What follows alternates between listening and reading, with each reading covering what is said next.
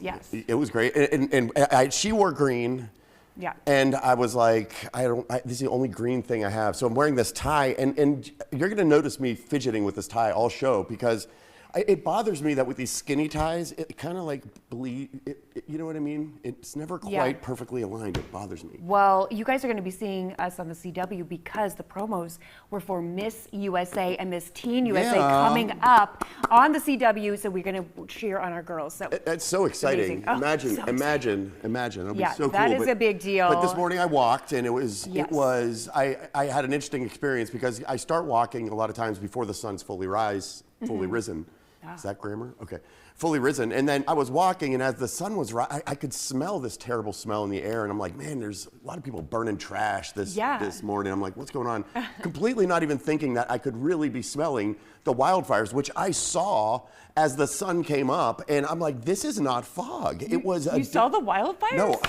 I saw the smoke that I could smell, and you can really see the difference between the smoke and the fog. You know what I mean? It's a difference thing. Yeah. You took a great. Well, I didn't know about you guys, but I didn't know if I was looking at the sun or the moon this morning. Really Did it look like this for you guys? Take a look. This is right outside our front yard. And the wildfire smoke obviously hit us from Canada, like we've been warning you about.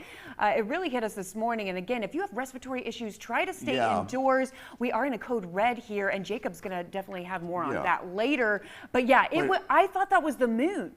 We were talking I really did. She really thought it was the moon. I texted my mom, look at the moon, and then Vince's like, that's the sun. I said, oh my God. But I mean, it's something, we have a lot of, native West Virginians here, and a lot of them are saying they've never seen anything like this in this area, And the weird thing too I noticed was in some areas I wouldn't smell anything from neighborhood to neighborhood, and then up on Adamston Hill up there, you could smell it clear as day, and that was so weird. It's kind of micro localized like that. But we got to follow up on this. Yeah, we have to follow up. If you tuned in yesterday, our digital content creator Emmeline successfully nabbed the coveted Olive Garden pasta pass. Well done. This is what she got. Take a look. It says here, this isn't luck, it's fate. Out of all the pasta enthusiasts in line, you're the one in just 10,000. Take a moment and let that sink in. Let it sink in. They are going to deliver the card here to the station, so we're gonna document this. Yeah, we're keeping tabs on this. But Emmeline said you're not going to do the runaround on Olive Garden, okay? I think you have to have your ID with the pass, and I was just about to say, I'm the master of loopholes, and. They are really good at they've thought of everything. It's like they knew I was coming. They did. But we do have a call to action for West Virginia regarding this particular contest. Yes. If any of you out there have won this, and you are also one of those 10,000 people, we're trying to get a tally of how many West Virginians actually won one of these amazing prizes. Yeah. And we want you to write us write to news at news at WDDV.com. Right. Make sure you let us know. Did you win it? Because you bought it. You earned it. You earned the chance to spend your money, and we love it. But you can earn a chance to make some money. What do you have? You can, guys. Netflix, guys, has something cooking for anyone who's ever dreamt of building a hotel on Boardwalk or Park Place. I have. But for real, guys, the streaming giant is working on a competition-based series on the board game Monopoly. 12 players will compete for $2 million in a town square modeled after the game. It's being produced by the same company that made the real-life version, listen to this, of Squid Game, guys.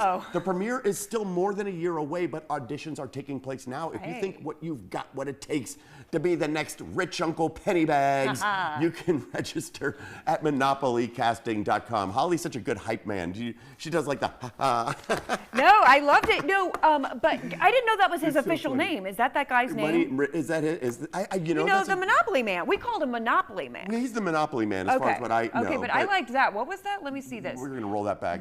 Rich Uncle Pennybags. Rich Uncle, could it be that true? I don't know. If you know, write us. But I want a West Virginian in the running. So guys, try out. Why not?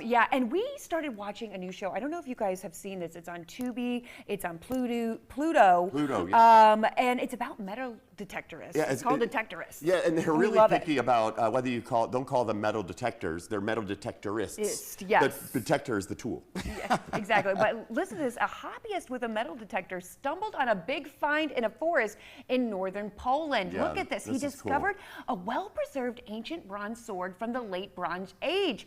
It had apparently been standing upright, get this, in the ground for nearly 2,700 years. That's incredible. Experts say it dates back between 900 and 700 BC. Before Christ. The man reported the discovery to heritage officials and archaeologists, removed it from the sandy soil. That's the right thing to do. Look at it. Look how long it is. It's It will be studied further before it's going to go into a museum. And but furthermore, look at what good a shape it was in for that old. Yeah. And I'm just imagining that old story of Xavier, pulling the sword out of the stone.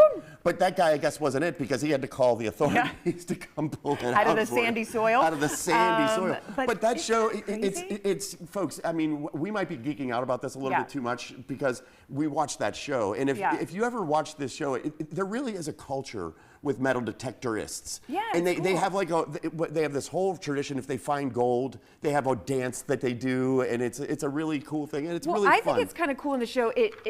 On one season, it goes. You see the artifact deep in the ground, and you kind of see them almost getting to it, almost being around it, and so they're always looking for this one particular artifact. We Keep don't want to give it away. Keep looking out there. Anyway, looking. I think it's a really cool hobby, guys, to get you outside. But last but not least, guys, superstar Adam Sandler, guys, called the police on a recent vacation less than 48 hours after officiating Taylor Swift's wedding, guys. Oh, wow. And don't worry, he's okay, guys. Sandler called Nantucket's non-emergency police line with a question that's totally on brand. Listen to this. Right now, and I was wondering if you could answer a question. I like to play basketball. Is there any outdoor courts where people play? Off the top of my head, there's only one I can think of that's outside, and I'm not even sure if it's available to the public right now, but it's behind the Muse on Bacchus Lane. Okay, thank you. I'll check it out. See, now you absolutely have to love this because it's so on brand with Adam Sandler. Like any kid is gonna just go on your phone and look it up. Right. No, he's. But to the point, and this is something that we're talking about with AI all the time. Is look what he did.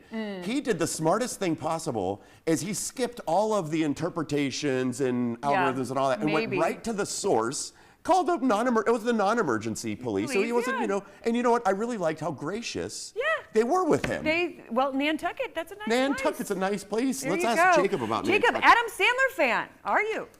Kinda. Okay. Kinda. I do enjoy Happy Gilmore. That's one of my favorites. Come on. How can you not? That's a great one. And are we going to be happy about this weather? Yes.